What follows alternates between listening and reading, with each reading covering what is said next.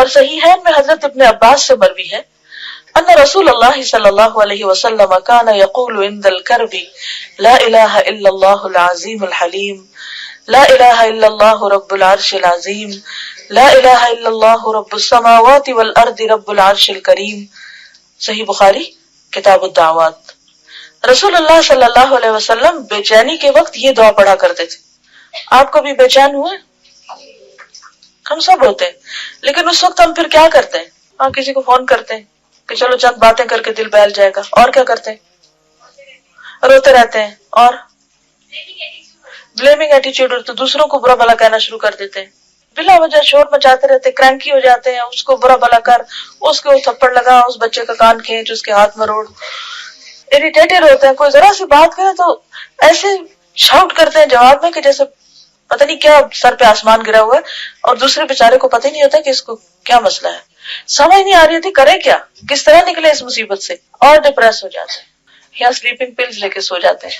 بار بار یہی کہتے رہتے ہیں میں بہت پریشان ہوں، میں بہت پریشان ہوں. بعض اوقات کسی سے بات ہی نہیں کرتے، موڈ آف. اور کوئی بیچارہ ذرا سی بات پوچھ لے اس کی شامت. کچھ لوگ میوزک سے دل بہلانے لگتے ہیں، کچھ لوگ ڈرنک کرنے لگتے ہیں، کچھ لوگ اور کوئی حرام کام کرنے لگتے ہیں جس سے نفس کو راحت اور لذت ہو. کیا یہ حل ہے؟ یہ حل نہیں ہے. بعض لوگ عبادت ہی کم کر دیتے ہیں، دعا مانگنا چھوڑ دیتے ہیں، یعنی ہر الٹا کام کرتے ہیں، اور وہ نہیں کرتے جو کرنا چاہیے. مرد اکثر اسموکنگ شروع کر دیتے ہیں، بالکل چیزیں اٹھا اٹھا کے پھینکتے، دروازے بینگ کرتے ہیں، جوتے پٹخاتے ہیں، اور بعض اوقات بال نوچنے لگتے ہیں اپنے ہی، اور بالکل اوٹ پٹانگ قسم کے مجنونانہ قسم کے ریئیکشنز ہوتے ہیں بعض اوقات ہمارے، جو بالکل سوٹ نہیں کرتے، جو بندہ مومن کو سوٹ نہیں کرتے. تو ہمیں کیا کرنا چاہیے؟ کیا کرنا چاہیے؟ دعا پڑھنی چاہیے. کون سی؟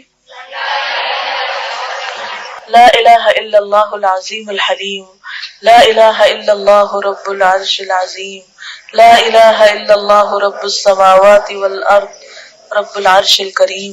اب بھولیے گا نہیں، یعنی ہم یہ تو سمجھتے ہیں کہ جھوٹ بولنا، چوری کرنا گناہ ہے، لیکن یہ بھول جاتے ہیں کہ نا امیدی اور مایوسی جو ہے وہ بھی گناہ ہے. عموماً کیا ہوتا ہے کہ جب بے چینی ہوتی ہے تو وہ ایک طرح کی دل کے اندر تنگی سی ہوتی ہے.